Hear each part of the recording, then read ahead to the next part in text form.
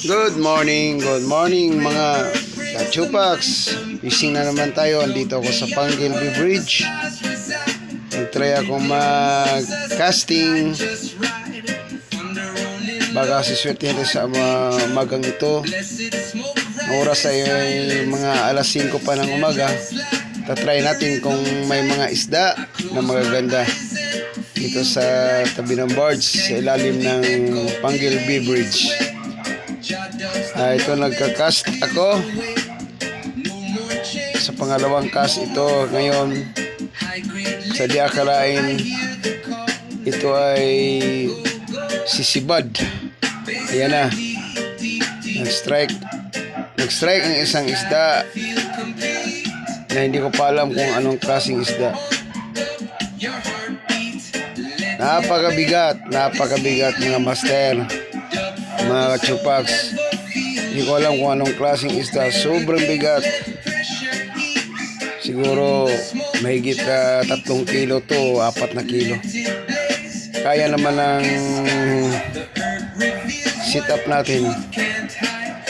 Pero yun ang masama dahil sinusuksok niya sa bato at ito'y naputol. Ito nakawala.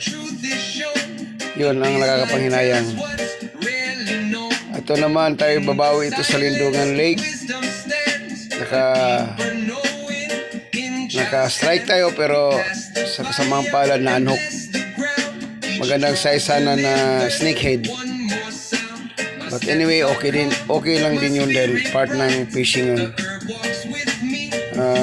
Sinisibad nila tong klaseng mino na to, itong sockbait na to. Takaw na takaw sila sa kulay yelo. Sa pangalawang hagis ko ito, nakapiso na tayo ng panibago. Ito sigurado hindi na makakawala ito. Ayan na, malapit na. Medyo malaki-laki din, gaya ng unang nakawala na unhook.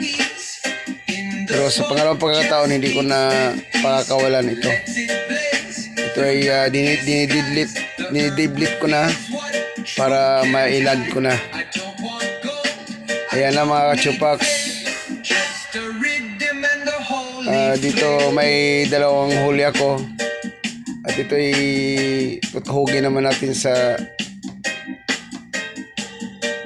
para magsama-sama na sa isang tali mga kachupax. Medyo maganda rin ang size na to.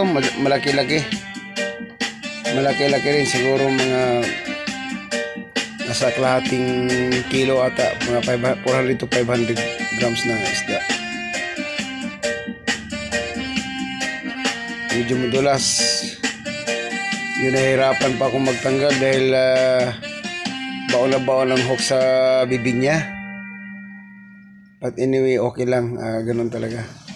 Tutuhugin muna natin to bago tatanggalin natin yung hook. Yun, baka makakawala pa para panigurado. Napakadulas. Gaganda ng mga size nito. Kumikiwas-kiwas para gusto bumalik sa tubig. Ayun na. Tatanggalin natin ng hook. Medyo hindi kaya, hanap tayo ng plier pang tanggal para matanggal na ng maayos. Yun, gusto pang bumalik oh. Yan na mga kachupax, tutuhugin na natin siya para sama-sama na yung isda natin na nakuha natin dito sa lake.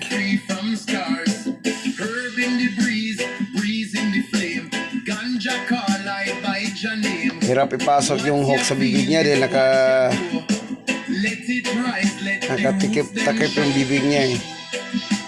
Pero wala rin kawala, naitusok ko rin sa bibig niya at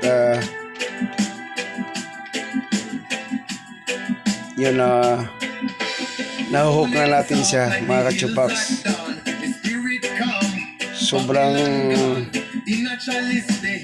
Sobrang dulas, sobrang lakas. Tataba ng mga snakehead na to. Medyo maliliit pa nga to, may mga malalaki pa na mga snakehead dito sa lake. sobra sa mga 3 kilo, 4 na kilo. Pero hindi pa tayo pinalad, baka sa sunod na fishing natin. Ayan na, good sizes na, goods na goods. Diyan na muna kayo sa tubig, mga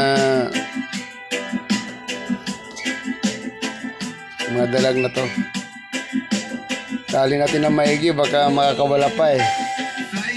Mga kachupags, ayan mga kachupags, medyo kalabutan tong tinangguhukan ko ng tali, pero hindi na kaya nila to na puputulin dahil medyo malakas naman yung kahoy na pinagtalian ko.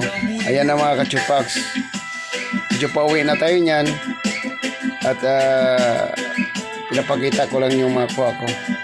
Thank you mga kachupags, hanggang sa sunod, bye bye.